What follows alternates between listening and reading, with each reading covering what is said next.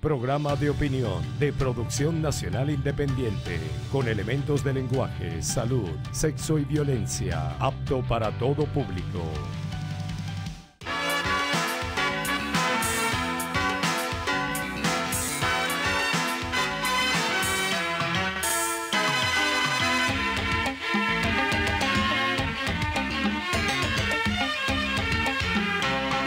Amigas y amigos, considero que esta fecha en que aparece el programa, Domingo de Resurrección, tiene una extraordinaria simbología y recoge importantes valores espirituales que tienen que ver con la vida humana, con la exaltación de un auténtico sentido ético. Venezuela necesita en los actuales momentos crear espacios para la reflexión, aprovechar momentos para profundizar en el análisis sobre el rumbo del país y en la reconsideración de lo que es la relación humana. Hay momentos, debido a las tensiones que existen, en que la visión respecto al país se fumara para dar paso a la irracionalidad de desconocer compromisos fundamentales como es el gentilicio. Y en la relación ciudadana pareciera desaparecer por completo el nexo generado por la circunstancia de haber nacido en el mismo territorio. Es tiempo de erradicar las tendencias más sórdidas y ominosas de la sociedad venezolana, de superar el tiempo del odio y la venganza, de romper ese tejido de antivalores que cultivan algunos sectores del país. Todos esos sentimientos con los cuales se trabaja para agredir al ser humano tienen que ser extirpados, y para lograrlo se cuenta con la calidad del pueblo venezolano, su bondad y generosidad. En la actualidad, cuando estamos abocados a unas elecciones de gran significado, donde vamos a dilucidar valores y antivalores, a garantizar a los venezolanos la paz, el progreso, y asumimos la necesidad de entendernos civilizadamente, cuenta mucho la reflexión. Hay que acoger esta etapa de la vida republicana del país con sentido humanista, con amplitud y con amplia vocación de servir a la colectividad. El próximo 20 de mayo de este año, fecha fijada por el Poder Electoral para que los venezolanos sufraguemos por quien habrá de regir los destinos de la nación, debe ser la oportunidad para darle a los enemigos de Venezuela, de sus instituciones, de su pueblo, una lección de responsabilidad, de madurez ciudadana, de civismo y de capacidad para superar obstáculos. Invocando todo cuanto deriva de la conmemoración cristiana de este día, ratifico los valores que inspiran la lucha por la paz, el diálogo y la convivencia. Una nota especial. José Antonio Abreu fue un ciudadano a tiempo completo, una persona sencilla, humilde y al mismo tiempo carismática, dotada de una clara inteligencia, con vastos conocimientos económicos que compartió con lo que fue fundamental en su vida, el arte, la música y sobre todo la capacidad para fundar y organizar un sistema de enseñanza musical para la juventud que se convertiría en un logro sin precedentes. Formó generaciones que representaron a Venezuela en una difícil disciplina y alejaron a millares de jóvenes de la tentación del vicio y del delito. Al culminar su tránsito vital, la nación venezolana le rinde unánime tributo y hace votos para que su ejemplo se proyecte en el tiempo y su obra perviva eternamente. Paz a su resto. Quiero informarles que hace 10 años, en el año 2008, entrevisté a José Antonio Abreu en una excelente entrevista, dada su calidad intelectual. Con la productora de este programa hemos convenido repetir esa entrevista en el próximo programa y de esta manera confirmar el homenaje al gran maestro José Antonio Abreu. Pausa y al regresar converso con el sacerdote jesuita Numa Molina.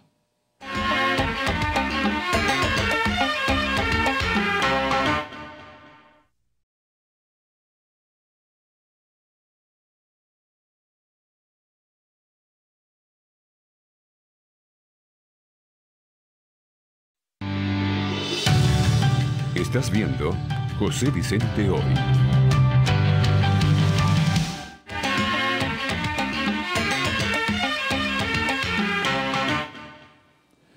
Mi invitado de hoy me acompaña prácticamente todos los domingos de resurrección.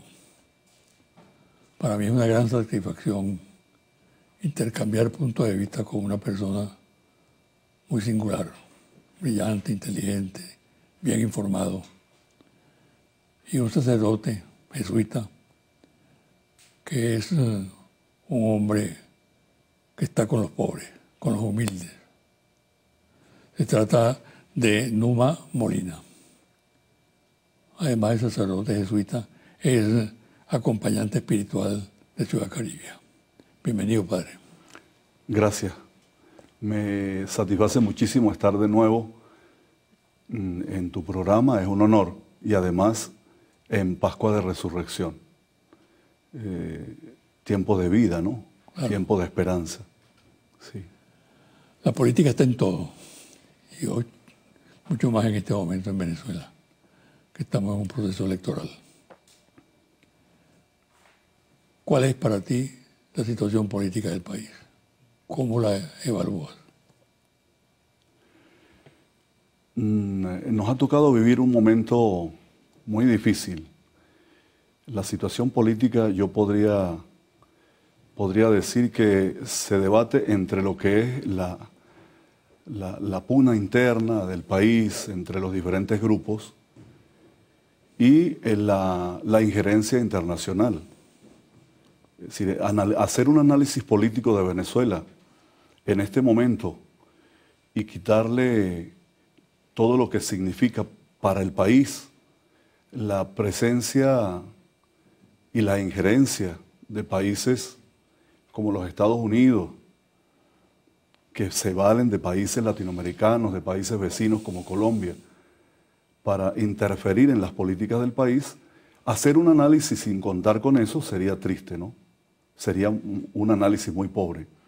Así que la situación se da entre un grupo inmenso de venezolanos, afortunadamente una gran mayoría, que quiere al país, que quiere la patria y que quiere hacer y sueña lo mejor para Venezuela.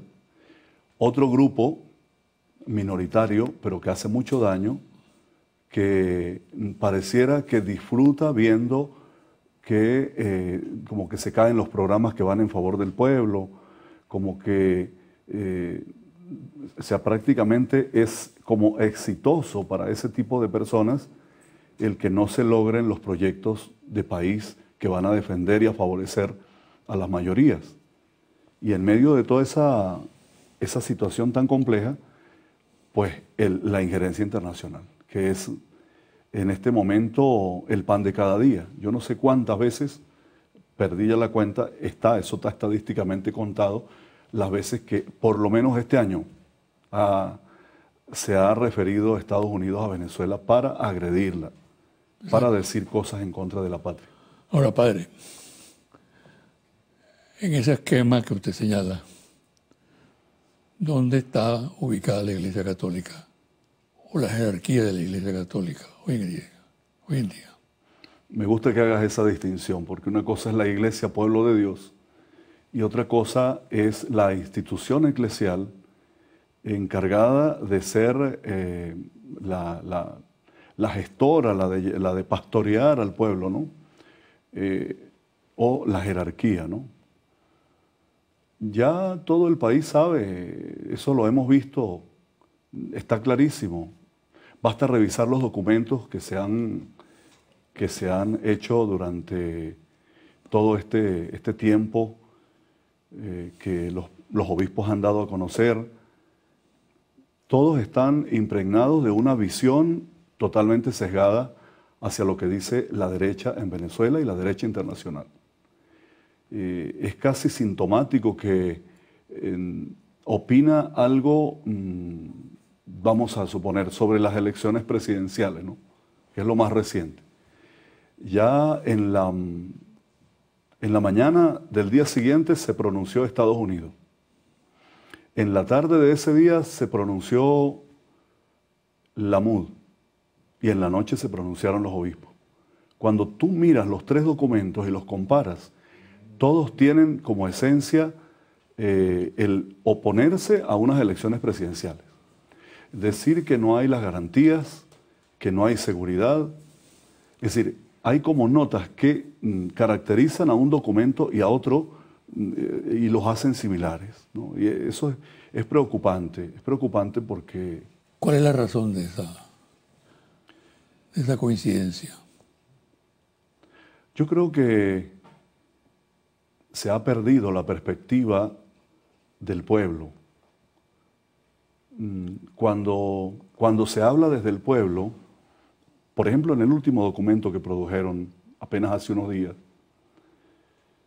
se acusa al gobierno de no hacer nada por las mayorías, de no aceptar, por ejemplo, la ayuda humanitaria, de generar hambre y escasez, pero no se dicen los motivos de esa escasez. Entonces, tú me preguntabas que por qué hacen eso. Yo creo que porque han perdido la perspectiva y se han puesto a analizar la realidad desde la acera del frente a donde está el pueblo, desde donde están los poderosos de este país. Eso es una de las tentaciones que podemos correr como pastores y como animadores de un pueblo. Terminar, porque somos muy ilustrados, porque estamos en la academia, terminar diciendo lo que dicen las minorías acomodadas e interpretar desde ahí. Es lo que yo puedo intuir. Otra cosa que puedo intuir también, y esto ya lo hago desde el punto de vista pues, cristiano y como sacerdote, es que no se está orando, no estamos orando la realidad, no estamos confrontando lo que sucede con el Evangelio, con la vida de Jesús. No estamos haciendo pausa para discernir la realidad y para descubrir en lo que acontece cada día los signos de los tiempos, desde donde Dios nos va hablando. Hace tiempo que no se habla de signos de los tiempos aquí.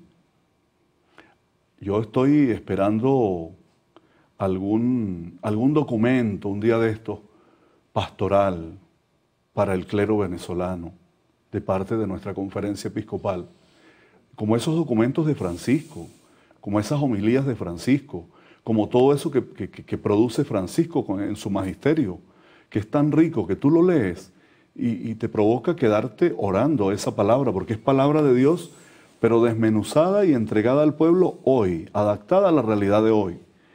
Eso es lo que tenemos que hacer como pastores, interpretar lo que acontece hoy, es interpretarlo a la luz del Evangelio, pero llevarlo al hoy de la historia. Yo resumiría en lo que era la frase de Monseñor Angelelli, aquel obispo mártir de Argentina, que murió justamente porque en un accidente, ¿no? Un accidente entre comillas. Angelelli decía que había que vivir con un oído al Evangelio y el otro al pueblo. En esa situación se puede hablar de que la Iglesia está con un sector del país y le da la espalda al sector mayoritario del país. Eso es lo que parece. Y yo creo que por mi análisis, creo que es así. Me preocupa muchísimo porque me encuentro pueblo y cuando digo que creo que es así, es porque me encuentro a la gente golpeada, a la gente que aparte de la situación que se vive, con la escasez, con la situación que vivimos, va a los templos y se siente excluida, se siente rechazada, no interpretada. En este documento último dice que lo que no pueden entender, dice, creo que es el número 3 o el 8, no recuerdo ahora.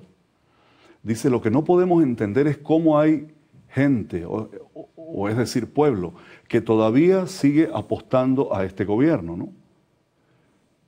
Yo me pregunto cuando leo eso, ¿cómo no pueden entender? Claro, ¿cómo lo van a entender? Hay que irse a vivir con ellos allí. Hay que irse a estar con la gente.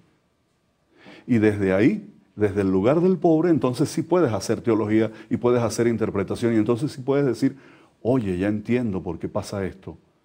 Entonces, ya te digo, me preocupa esa postura porque la gente, el creyente, termina alejándose de la iglesia, termina yéndose a otras iglesias cristianas o a cualquier secta que le ofrezcan, porque no olvidemos que el hombre, el ser humano, es religioso por naturaleza y necesita creer en algo. Y en esa búsqueda, pues, si la Iglesia Católica a la que ha pertenecido no le responde, no se identifica con sus luchas, no interpreta con honestidad la realidad que está viviendo, eso yo lo llamo respetar con honestidad la verdad que vive el pueblo. Y para respetar con honestidad la verdad que vive el pueblo, hay que ir donde está el pueblo para escucharlo.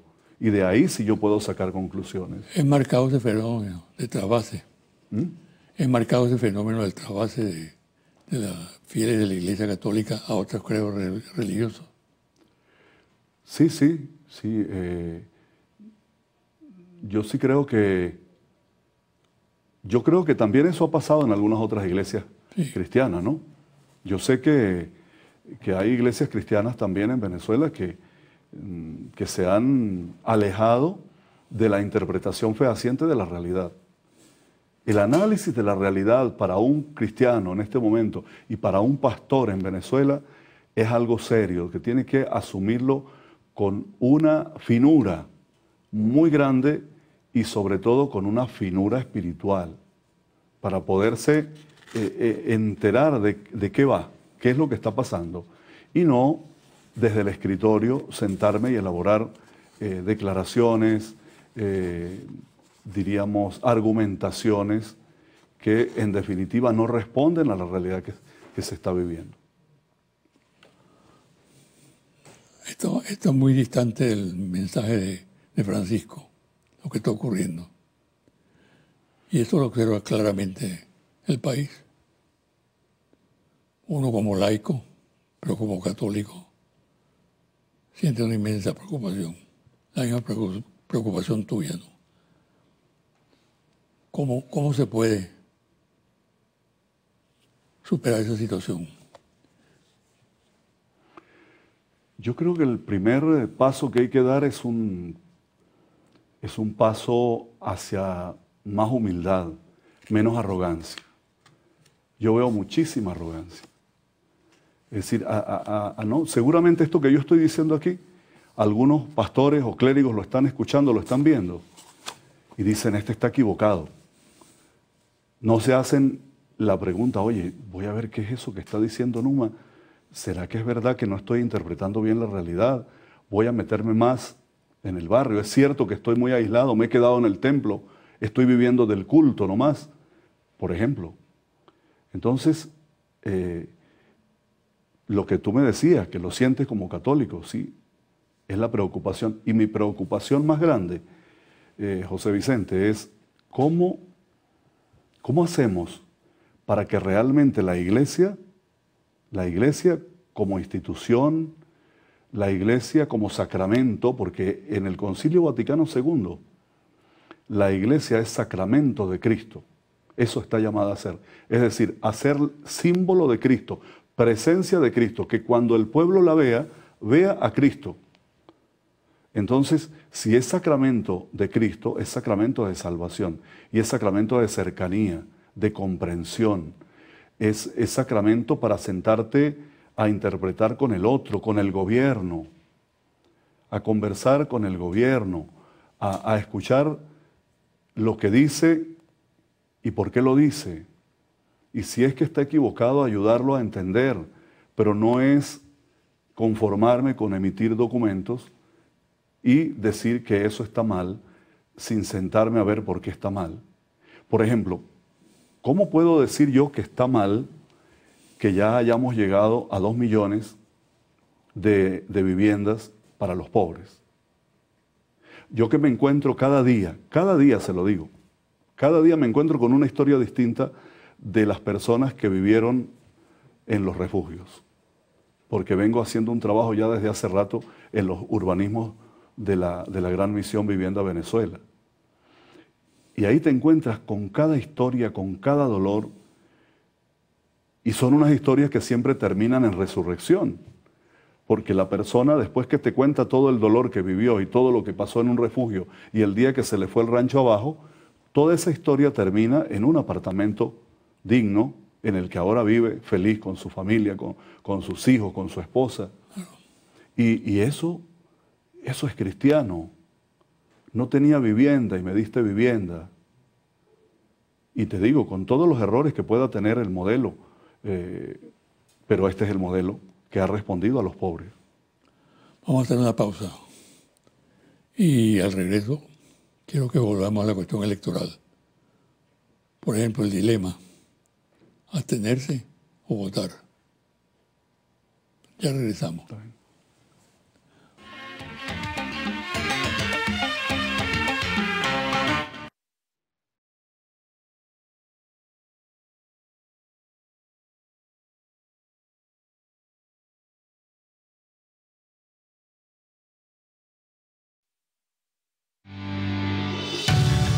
Estás viendo José Vicente Hoy.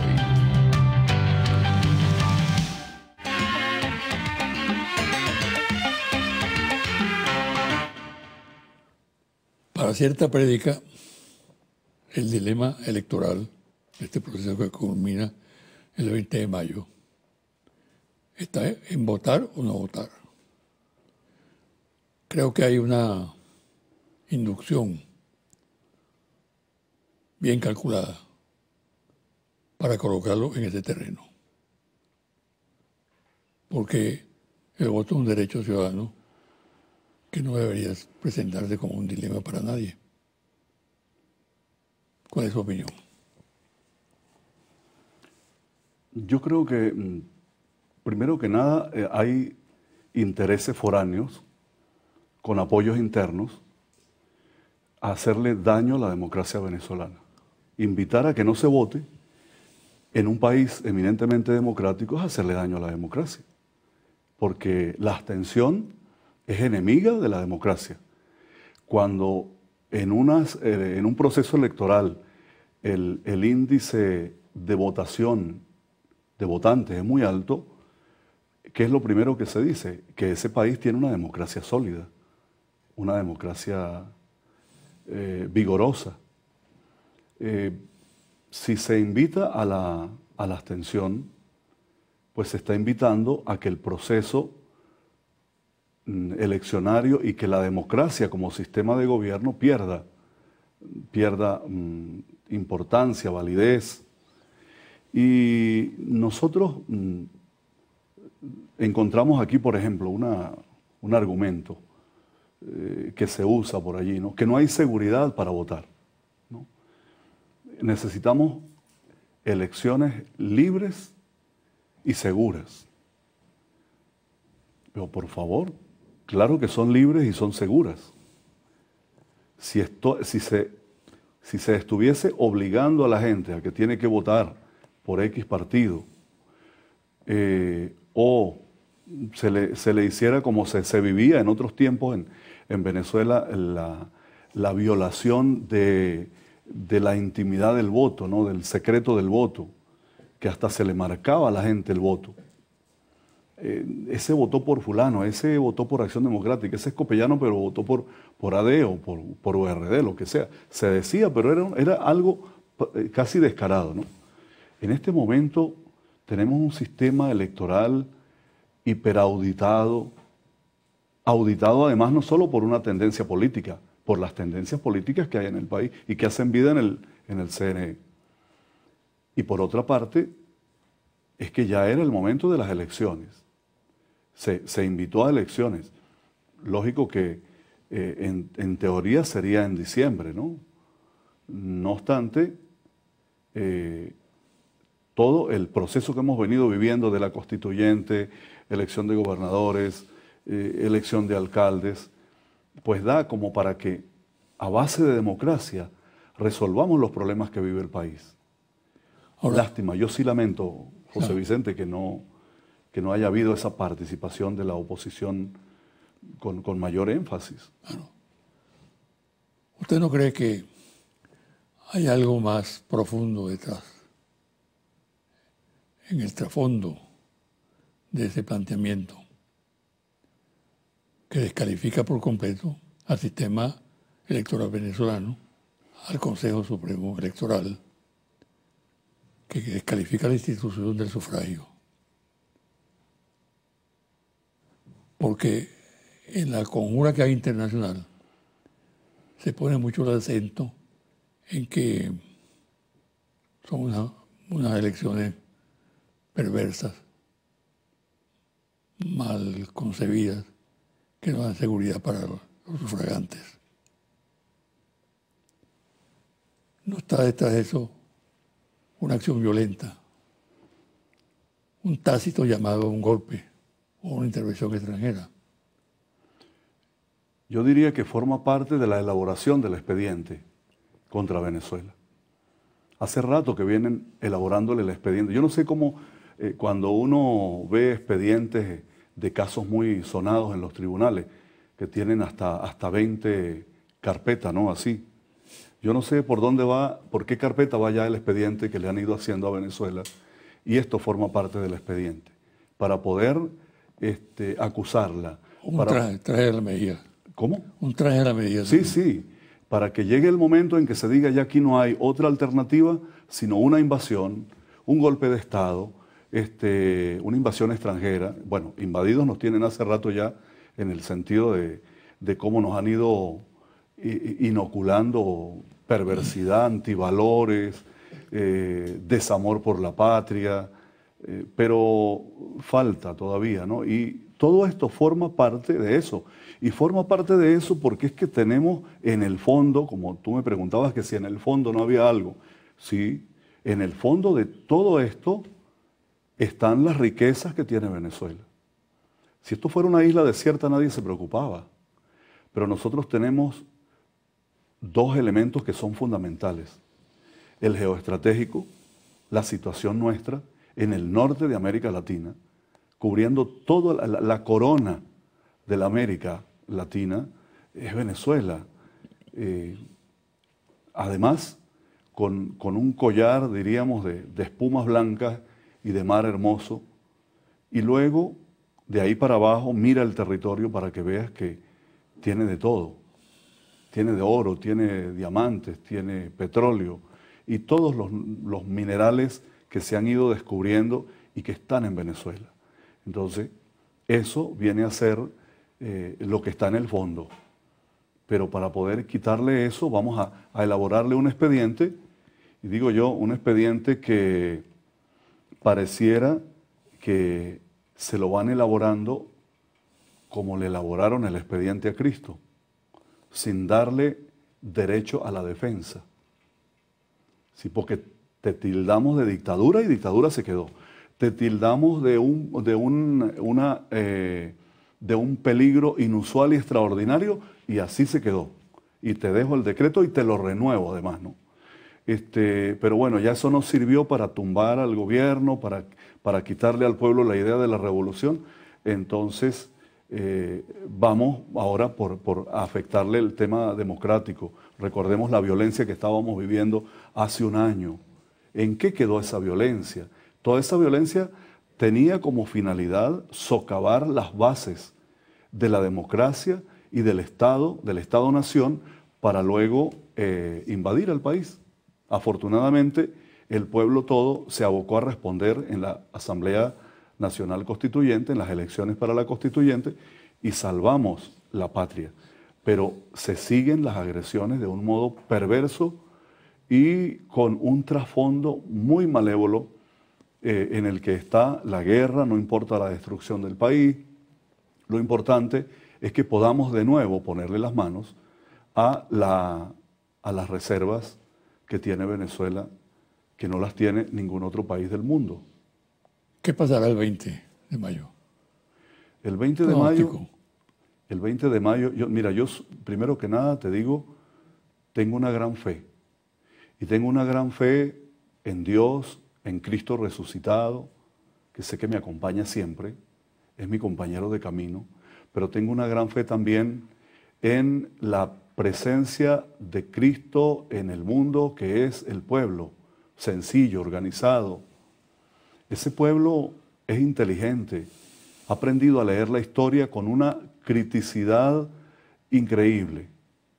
Y estoy seguro que en medio de las dificultades, en medio de toda esta agresión internacional que se le propina todos los días, o que nos propinan todos los días como pueblo, en medio de todo eso, el pueblo sabe que detrás de todas estas agresiones internacionales y desde dentro por parte de ciudadanos venezolanos, el pueblo sabe que detrás de todo eso hay algo perverso contra el país y que no está dispuesto a dejarse robar lo que con tanto sacrificio ha logrado en estos 18 años, ¿no?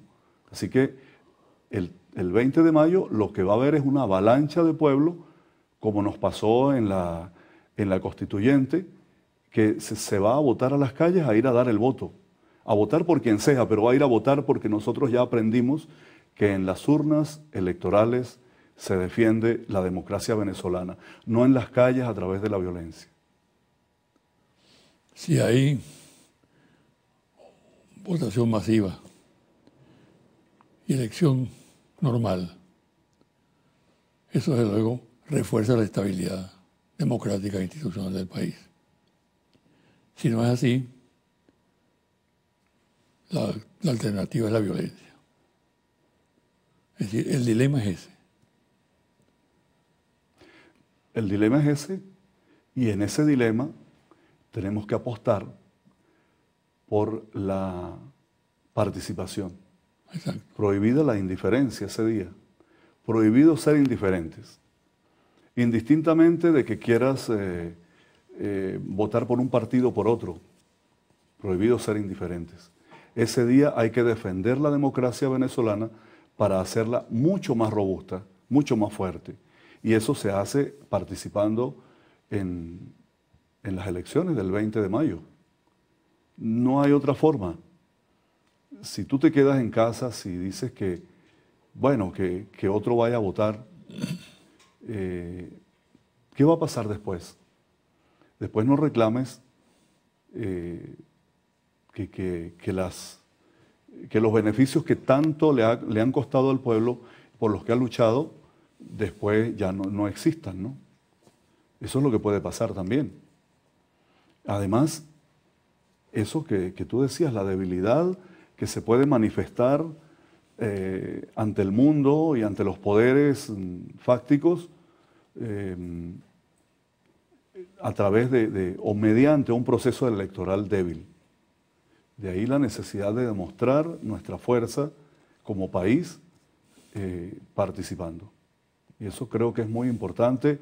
Hoy, Domingo de Resurrección, Justamente. yo le diría... Te iba a pedir eso. Sí. Un mensaje con motivo de este día. Yo le diría a la gente, a mis hermanos y hermanas de Venezuela, es verdad que estamos asediados, pero no estamos vencidos. No estamos arrodillados ni nunca estaremos. No estamos amenazados de muerte, estamos amenazados de vida. Es resurrección. Cristo resucitado tiene que llevarnos a entender que nuestra fe es una fe que se tiene que manifestar cada día en la lucha por la justicia, en el ponerse del lado de los excluidos, de los que sufren, en levantar la voz como lo hizo Jesús en su momento histórico. Nosotros hoy tenemos que levantar la voz en contra del pecado del mundo, Y si vamos a ponerle nombre a ese pecado del mundo que lleva a la muerte y que lleva a la muerte del ser humano y a la pérdida de los valores, ese pecado tiene un nombre: capitalismo. Capitalismo salvaje lo llamó Juan Pablo II. Sigue siendo hoy más salvaje que antes. Sigue siendo cada día más salvaje. Pareciera que entre más entra en crisis, más salvaje se torna. Entonces, apostemos por la vida y por la paz. Muchas gracias. Deme la bendición. Que Dios te bendiga y que bendiga a todas y a todos los que nos están siguiendo a esta hora. Gracias. En el Dios de la vida, en el Dios de la resurrección. Gracias. Una pausa y a regresar a los confidenciales.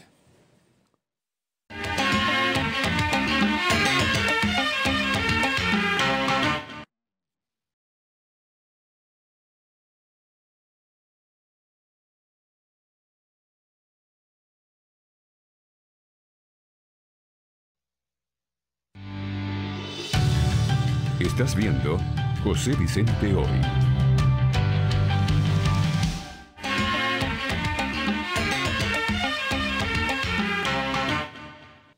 Y ahora, los confidenciales.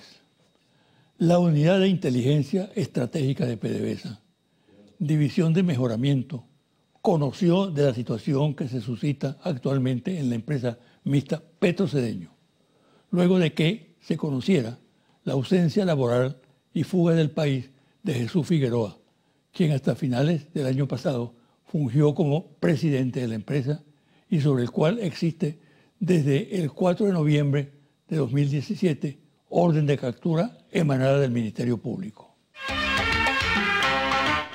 Lo delicado de este caso es que mientras Figueroa se halla ausente del cargo y se necesitan firmas y aprobaciones para el normal desenvolvimiento de las actividades administrativas y operacionales, en la actualidad estas actividades inherentes al cargo las estaría realizando Osvaldo Arriojas como gerente general, hombre de entera confianza de Figueroa.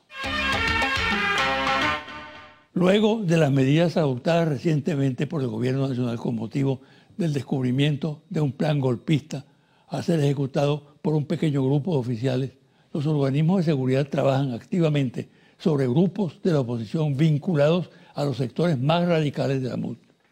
Consideran que la desintegración prácticamente de este organismo coordinador ha servido para que algunos de sus integrantes se hayan incorporado a una organización que actúa clandestinamente en la ejecución de planes violentos. Por cierto, dentro de la actividad que desarrollan estas personas, se ha podido precisar por parte de los servicios de inteligencia la existencia de contactos permanentes con personeros del cuerpo diplomático acreditado en el país. Inclusive los investigadores se han sorprendido por el desenfado y la discreción de estos contactos, actitud que atribuyen a una línea de acción provocadora para generar reacciones en los investigados y crear malestar. La política de partidos como Acción Democrática y Un Nuevo Tiempo de no participar en el proceso electoral es considerada como un error por analistas políticos e incluso en el seno de esas mismas organizaciones, ya que no podrán inscribir candidatos para las asambleas regionales y consejos municipales. Esta circunstancia los deja en el aire sin el recurso que representa estar en esos organismos. En AD hay toda una tempestad de críticas que amenaza la unidad del partido. Alerto una vez más sobre las actuaciones que vienen cumpliendo últimamente organismos policiales caracterizados por atropellos a los ciudadanos y en numerosos casos de asesinatos en las barriadas populares, en un ejercicio de violencia sin justificación alguna. Por ejemplo, en tales acciones, entre el 12 y el 18 de marzo fueron asesinadas 8 personas, entre ellas un pastor evangélico, siendo señalados como responsables el 6CPC y un cuerpo especial de la Policía Nacional Bolivariana, el FAES. Son numerosas las denuncias que comienzan a ser procesadas por el Ministerio Público. Confidencial al cierre, Interlaces. Monitor País, Interlaces Confidencial, reporte ejecutivo, ficha técnica, 1.580 entrevistas en hogares en todo el país desde el 6 de marzo al 21 de marzo 2018. Resultados. Si este domingo se realizaran las elecciones presidenciales, ¿por quién votaría usted entre los siguientes candidatos presidenciales. Nicolás Maduro, total de electores 38%, definitivamente votarán 63%. Henry Falcón, total de electores 15%, definitivamente votarán 19%. Javier Bertucci, total de electores 12%, definitivamente votarán 12%. Otros, total de electores 1%. Definitivamente votarán 0%. Ninguno no sabe, no responde. Total de electores 34%. Definitivamente votará 6%. Hasta aquí el programa de hoy. Me despido hasta el próximo domingo a las 9 de la mañana por este su canal Televen.